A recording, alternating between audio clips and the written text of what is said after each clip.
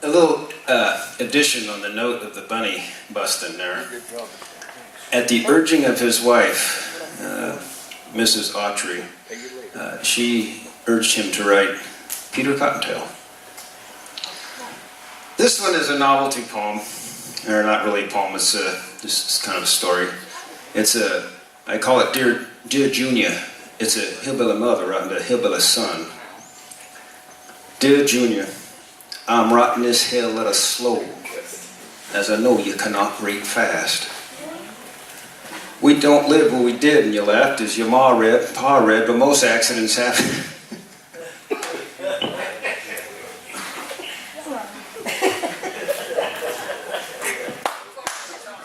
Thank you very much. Well, most accidents happen within 20 miles of the home, so we moved. I can't give you a new address, as the last family that lived here took the numbers with them for their next house, so they wouldn't have to change their address. Say, this here place has one of them newfangled washing machine thingies. Yeah. The first day, I put 4 shirts in it, pulled the chain, and haven't seen them since.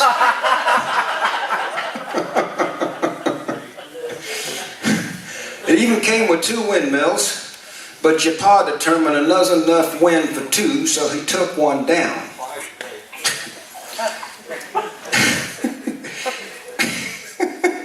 I'm sorry. It only rained here 2 times this week. 3 days the first time and 4 days the second time. Oh, and about that coat you wanted me to send to you, your Aunt Sue Ann said it'd be a little too heavy to send in the mail with all them big heavy buttons on them, so we cut them off and put them in the pockets.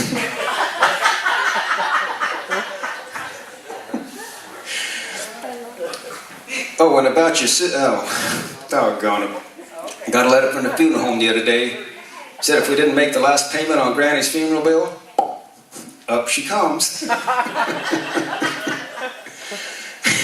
Oh, and about your sister Betty Sue, she had a baby this morning. Don't know whether if it's a boy or girl, so we don't know if you're an aunt or an uncle. Folks, I'm being serious. This is all true. Oh, and speaking of uncles, your Uncle Clem fell in a whiskey vat at the distillery last week, and, well, some of his friends tried to pull him out, but he fought them off playfully. So he drowned. We cremated him. He burned for 3 days. Oh, and for your birthday, your Aunt Jessie Pearl went and done knitted you a nice pair of beautiful colored woolen socks. Beautiful prunes and fruit cakes embroidered on the sides.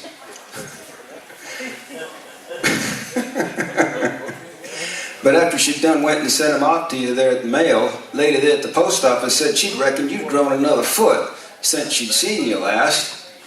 And now your aunt's fixing to knit you another one. You should be getting in the mail sometime next week. Yesterday it was put near 105 in the shade, according to a thermometer sitting in the sun. And I don't know if that's regular or Celsius. But your brother Holland, he then went and locked the keys in the ignition of old Nash Ramble station wagon. And to say the least, your pa and I was getting a mite bit nervous and somewhat worried. But after about 2 hours, he finally found a rock big enough to break out a side winder and got us out of there. Ooh-wee, that was a close one. Oh, by the way, 3 of your friends went off the old bridge in a pickup truck. And one was driving at a tour and back. The driver, he got out okay. He was able to roll a window down and swim to safety. The other 2 drowned. Yeah, apparently they couldn't get the tailgate open.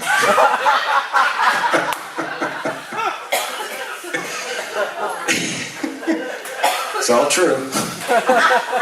These are based on actual facts. Statistics prove. Well, not much more news at this time. Nothing much has happened. Love, Ma. P.S. was going to send you some money, but the envelope was already sealed. Thank you.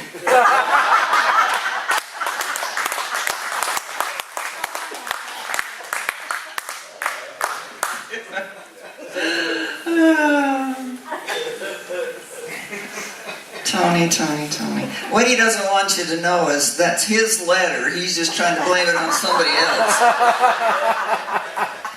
Well, I have to do another Hilda story. I can't go too long without a Hilda fix. The herd was moving slow and easy and real quiet for a change, and Hilda sat and contemplated on the beauty of the range.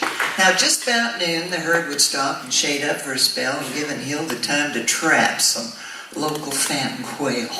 Now, she laid in wait down on all fours, singing a female quailing song. Now, she knew a male quail would be strutting by before long, and they couldn't resist the soothing sound of a she-quail hunting and mating. So Hilda sang the song much faster, because the hour was getting late. But then another call was sounded, one Hilda ain't never heard. Now she stopped and listened for an answer. She knew this weren't no bird. But then the call went up again, a curdling, howling shrill, wild enough to scatter all Hilda's cattle over the hill. Well, Hilda changed her course of travel to find this pained wild creature that was sending up them horrid cries before it tracked and finally reached her. Well, Hilda came round a stand of trees, saw from whence it came. Why, the critter was not of the wild, it was hurt, maybe tame. In a lean-to, quickly made, a woman laid alone. Oh, she's gonna have a baby, was all that Hilda moaned. Where's your husband? Hilda asked. Oh, God, for help, her quick replying. I'm gonna have this baby or die, giving it a try. Well, Hilda flung that woman o'er her back, and she wailed with another cramp. Hold it in, don't you let it out. I gotta get you back to camp. Now, Hilda's hollers brought the men that worked this cattle drive. We got a critter on the way, so everyone look alive. Now, ma'am, I ain't delivered no human being babies, but I do great with prolapsed heifers, and not too bad with Daisy's litters. So take this chaw, bite down hard with all the strength you got. I'll get the needles, pliers, boil them in the pot. And while they're purifying on the fire, I'll find a leg to tie on too. Now don't go getting all excited or I'll put some hobbles onto you. And just one more time you commence with that wild Comanche cry, well, I'll put a twitch upon your nose while extracting this little guy. But Hilda's heart was softened as the woman answered thus. You just try to go twitch or hobble, you fat old cow. She cussed. A woman after her own heart. A kindred spirit found. A gallant woman of the West was lying there on the ground. Well, all right then, let's get to work and get this critter here. But Hilda shook her head as she saw its little rounded rear. No doubt you are a first-time heifer and a breeching one at that. Well, grab them calf pullers and block and tackle and hang on to your hat. With one end tied around the tree with roots so deeply bedded, the others gripped in Hilda's hands, and toward that lady she was headed. But how to tie on to any portion of that bashful little person? She had to act, no time to waste. The situation would only worsen. Hilda had 2 clamps. So she attached each one onto a cheek. Started to hoist in the slack when it popped out with a shriek. Now, which one hollered loudest in the night, I doubt we'll ever know. The mom in pain, the child when pinched, or Hilda from the blow. Because when she pulled that block and tackle, propelled it right back at her, struck her right between the eyes and dropped her. She didn't stir. But when she did come down, she looked down at the newborn in her lap and handed him to his mama, said, You gonna name him for his pap? Nope, said the lady. I can plainly see what to name him as simple above simples. And removing clamps from the tiny cheeks said, we're just going to have to call him Dimples. Now that name took on a lot of ribbon. Some days he didn't know what to do until one day he met a friend. A boy whose dad had named him Sue. Now the two have gone into business counseling others who are perturbed about the names their parents give them, causing them to be emotionally disturbed.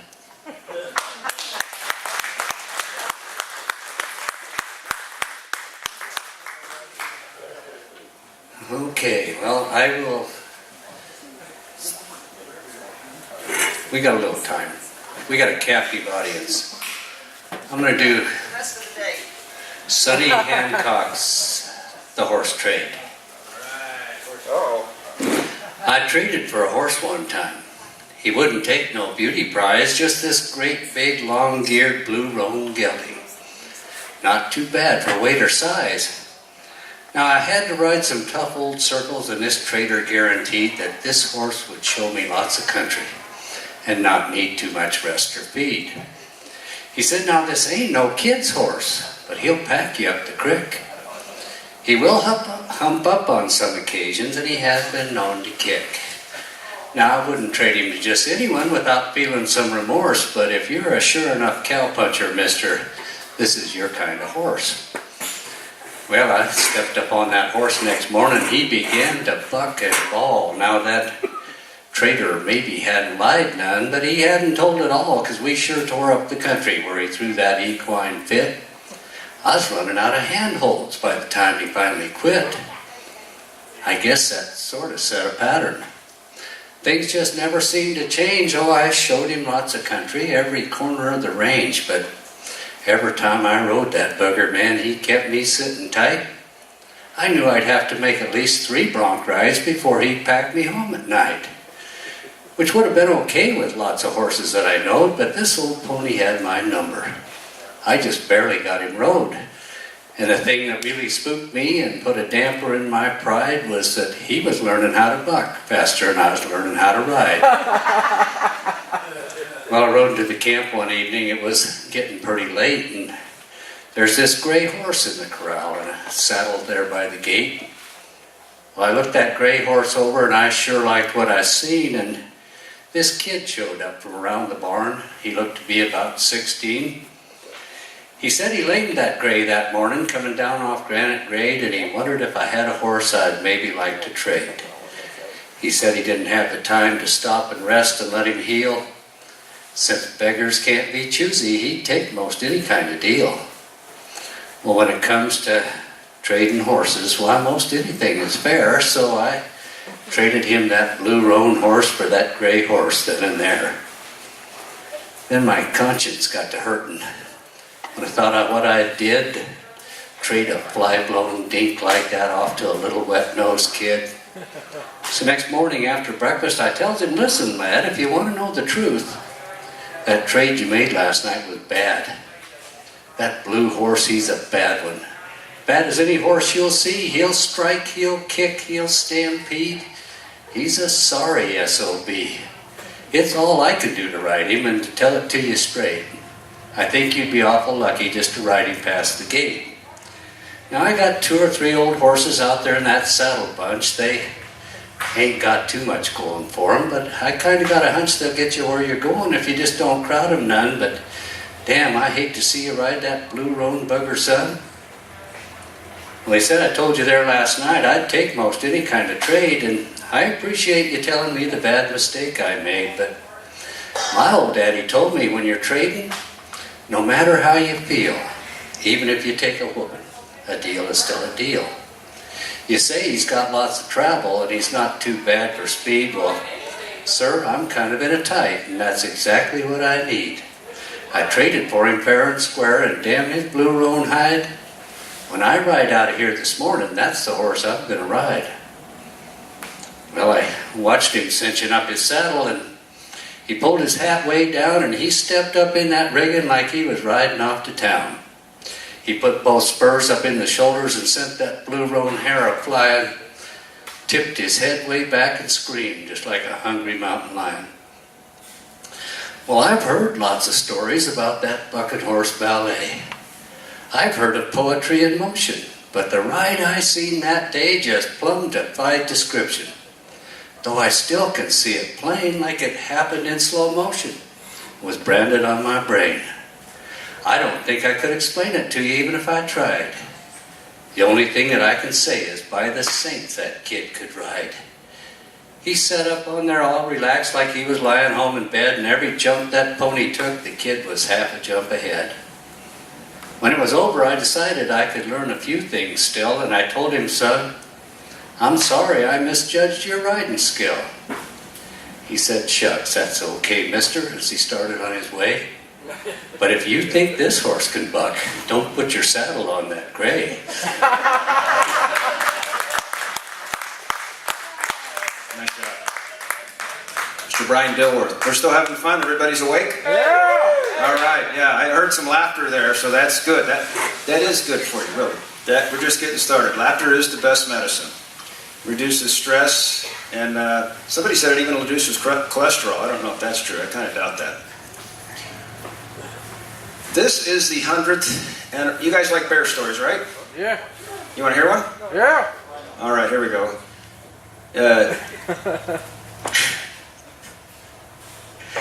I gotta remember. That is the hardest one. And this isn't really a bear story, it's a takeoff of that. But heard about the bra company that went bust? That's a bear story, right? Okay. Well, that leads me up to my next poem. I was going to do this last night, and I thought, you know what, I'll do it on a humor part today. There's a fella who lives in this very state, and he's getting up in age, and I would truly love to meet that man. His name is Bill Hershey. He wrote this in '73. His ranch is remotely located near Rexburg, Idaho, and this is called The Bra, or Buying the Bra. Now, there's a sequel that a friend of mine wrote to this. He's 85 years old, and he says, Tony, no, that poem is not complete. He said, he gave me the exclusive right to this poem. It's a very short, you guys mind if I do, when I follow the poem, if I do a little sequel behind it? Okay, so you'll get the sequel with this poem. And here it is, The Bra. And this is about a cowboy goes to town. For those of you who haven't heard it, most of you probably have. And he despises going to town, and his wife sent him to town to buy her her lingerie. You know, I'm not fond of shopping. In fact, hell, I'm not much for town. Well, except when shipping time comes. I ain't easily found. But the day came when I had to go, and I left the kids with Mom. But before I left, she asked me, say, would you pick me up a bra? Well, without thinking, I said, why, sure. Hell, how tough could that job be? So I bent over and kissed her and said, I'll be back by 3. Well, when I done the things I needed, I started to regret ever offering to buy that thing. Ooh-wee, I was working up a sweat. Well, I crossed the street to the lady shop, my hat pulled over my eyes. I wasn't taking any chances on being recognized. I marched right up to the sales clerk. I didn't hem or haw. I told the lady right straight out, ma'am, I'm here to buy a bra. Well, from behind I heard some cackling. And there's one right there. And I turned around to see. Well, there's at least 27, 28, 15 women, and they's all a-gawking at me. Well, what kind would you be looking for? Well, I just scratched my head. Hell, I'd only seen one kind before. Not well. Bras is bras, I said. Well, she gives me this disgusted look and says, well, sir, that's where you're wrong. Come with me, I heard her say, like a dog. I tagged along. Well, we walked down this alley where bras was on display. And I thought my job, oh, look at that one. Hit the floor when I'd seen that lingerie. Why, they had all these different styles that I'd not seen before. And You know, I thought I'd go crazy before I left that women's store. Why, they had bras you wear for 18 hours. Hell, and bras that cross your heart. Hell, they had bras that lift and separate. That was just the start. They had bras that made you feel like you weren't wearing one at all. And, well, bras that you train in when you start off when you're small. Well, I finally made my mind up. I picked a black and lacy one, and I told the lady, bag her up. And I figured I was done.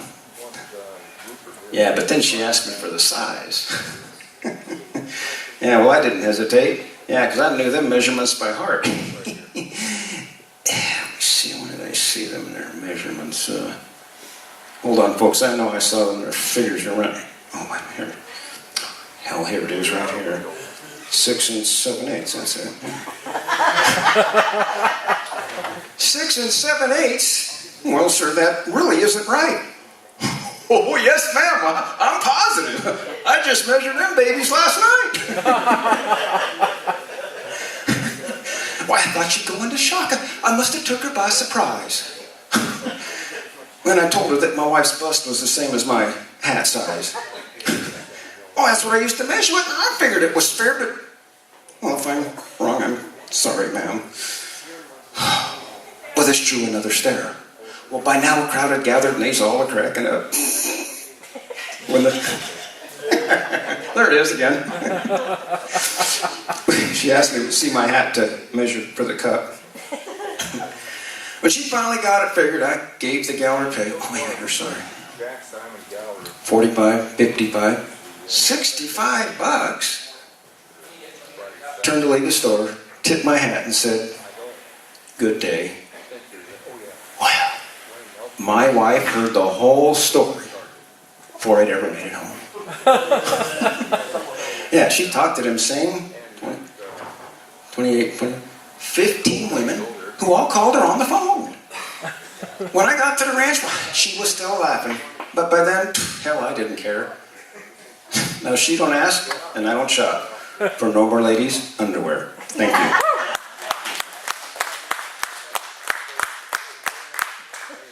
Mr. Bill Hershey from Rexburg, Idaho.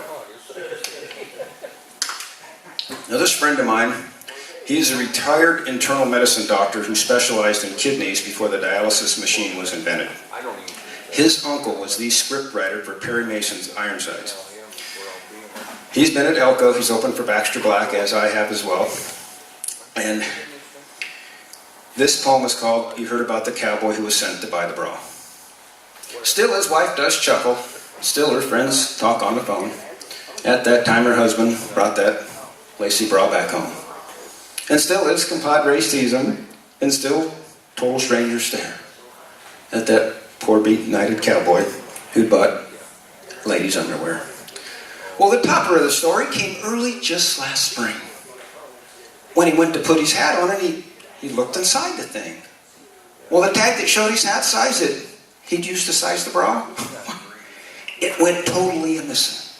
And this is what he saw. 'Twas a new tag with some printing that his wife had placed in glee, and it said, the size of this here hat is 40EEE.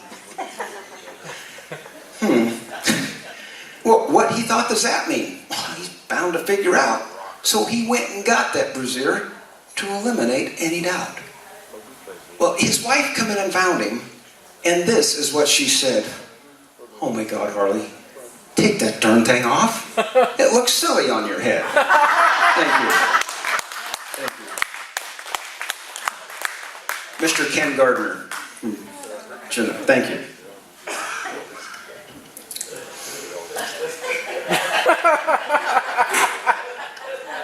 I have never given the poem in public, but I wrote one about men's underwear. Oh boy. To come back at this. And if I had it here, I'd read it to you, but no, it's not here. I don't do things like that in public. Anyway, we won't go there. Rancher's wives. I have to do a rancher's wife story too. Rancher's wives in the audience? 1, 2, 3, 4. That's 4 times more than I usually get, ladies. Usually I get, the stare that I've talked about today. Anyway, this is just one of the many rancher's wife stories. Now you have to understand, we raised cows, we raised sheep, because in Sanpete County you were hoping one or the other, the market was up. Most of the time they were both down, any of you that have raised stock. But this is just one of the many stories that came out of helping the husband doing whatever we had to get done. Darling, I know you're really busy, but I could really use your help in loading up this balky bull, because my favorite dog's about to whelp. Could you find it in your heart to take her place an hour or two? Why, I'd really make it worth your time when this pile of work is through. Well, being the good wife that I am, I willingly accept this invitation. To spend some time with my loving man was my simple expectation. I'll pack a really tasty lunch. This'll be such joy and fun. I'll hold the gates and shoe the cows, and then get a tan while in the sun. It's been so long since we've spent time just with one another. I was taking every advantage so on him my affections I could smother.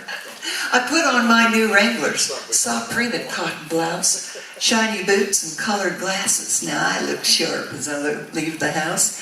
I throw the goodies in the truck, and then I take this sensual pose, and I wait for Harley by the barn as I'm powdering my nose. He arrives, I smile and purr. Do you like what you're seeing, Harley?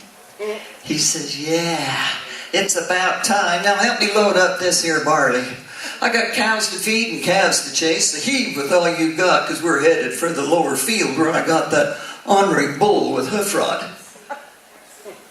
Harley, you didn't even notice the way I look today. Oh yeah, hon, but you'll be all right. Now we'd best be on our way. Well, he's loaded up some horses, and they're standing in the trailer, and we bump and grind and finally stop in the field by that rusty baler.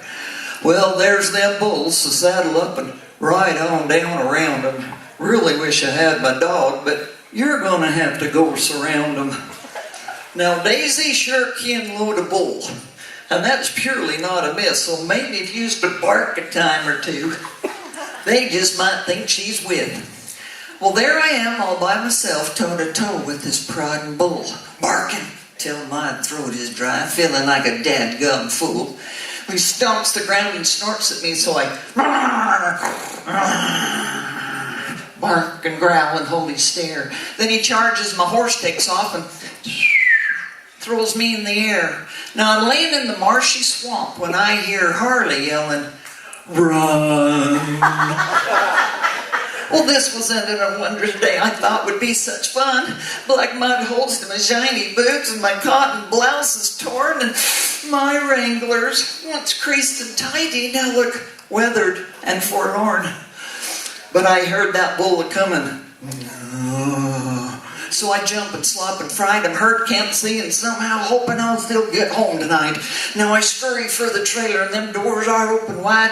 I figure I just might be safe if I could ever get inside. I'm flinging mud with every stride, and that trailer seems far away, and that bull is grunting up my heels, and I cuss, ooh, Harley, you will pay. Honey, you're doing great, he yells. Daisy couldn't do no better, though she's a healer pure and straight. Dang, you're more or less ahead of her. Well, that time I reached the trailer and spin in on the floor just in time to see that bull following me in full bore. Now there's just one place that I'm safe. The dog box on the floor. The bull jumps in, hardly gives a yell, or slaps the bolt down in the door. Well, hon, you loaded up that bull just like old Daisy does. And I'm shaking in that small wood box when I hear a hornet's buzz. Then I hear the engine start, and I feel the trailer rattle, and I'm stunned. And soaking wet from my day-long ride and battle. Then Harley yells, we're just about there. And at the chutes, the bull's unloaded. Then Harley whistles. Come on, girl.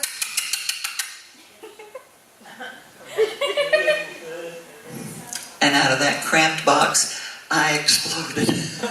Now I stagger back to the house. I'm stung, I'm sore, I ache. Zzz, I reek. I'll never get this mud and smell from me even soaking for a week, but Harley said it'd be worth my time for helping him today, and if I was asking to take me out tonight, I wondered what he'd say. Well, as Harley comes behind me, I know sure he'll ask me out, and as he clears his throat to talk to me, I change to a smile from my pout. Darling, you've worked real hard, and I appreciate the work that you've done, so as you shut them muddy clothes, can I ask you, hey, what's for supper, hon? Now, there is a postscript to this story. On a headstone, for all to see, the words are clear and meaningful, especially for me. When your willing wife completes each requested toil and task, here's the words of wisdom to be heeded, husbands. Is supper ain't offered? For heaven's sake, don't ask.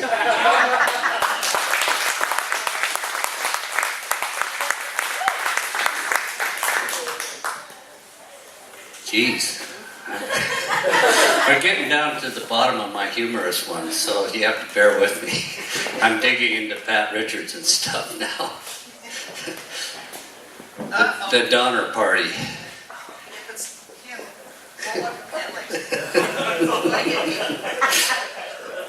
They sent invitations to the Donner Party crew, gonna have a big reunion and an old-time barbecue. There'll be drinking, there'll be dancing, there'll be old-time parts to meet, and we'll be having special services for the folks we had to eat. We have to stick together because we're shunned by lots of folks, and I fail to see the humor in those Donner Party jokes. That sick humor is beneath us. Although I must admit, the one about the finger food amused me just a bit. Bill's agreed to do the cooking. He's the one you might recall that got us through the winter when the wagon train was stalled. Do you remember old man Parker? He was deemed unfit to eat. But Bill, with his secret sauce, produced a feast that's hard to beat. And that fella that joined us in Utah, his name I can't seem to recall, but God, he was good while he lasted. 'Twas a pity the booger was small.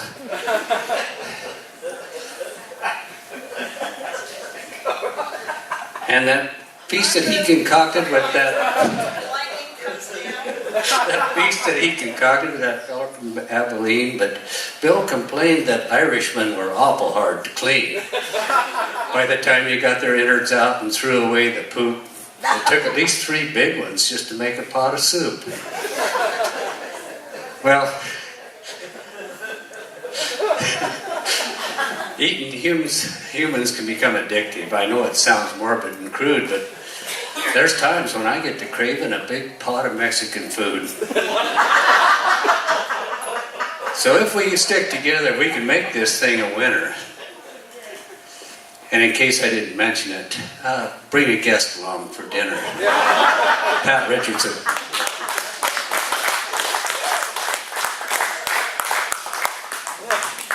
Ladies and gentlemen, that ends our humorous program. On that note, I'm not ready for lunch.